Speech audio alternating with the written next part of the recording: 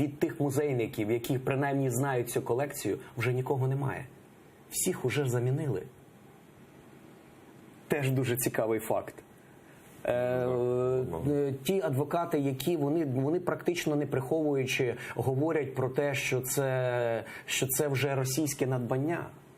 Ви розумієте, що вони вже де-факто собі приписали, і ми говорили в апеляційному суді, що, шановні, якщо воно на тимчасове зберігання повертається до України, воно представлено широкій громадськості і буде мати можливість в подальшому бути представлено в європейських музеях. Коли воно буде повернуто нібито в Кримські музеї, насправді воно переїде в Третьяковську галерею і буде під санкціями, які ми зараз підписали, і на них і поширюється не тільки на скіфське золото, а в принципі на те, що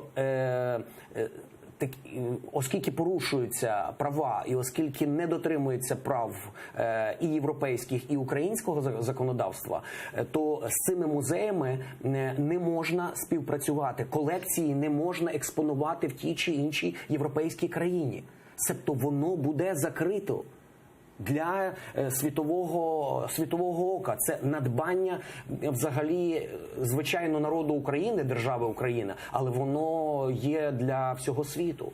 І тому ми сподіваємося, звичайно, про дотримання першої інстанції, але ми розуміємо, що навіть після, якщо, дай Бог, буде хороша новина про 11 червня, про рішення, ми розуміємо, що далі буде касація. Ми розуміємо, що вони будуть тягнути час. Але ми все одно будемо йти до того завершення процесу, який би дав можливість зберегти право кримського народу, зберегти цю колекцію.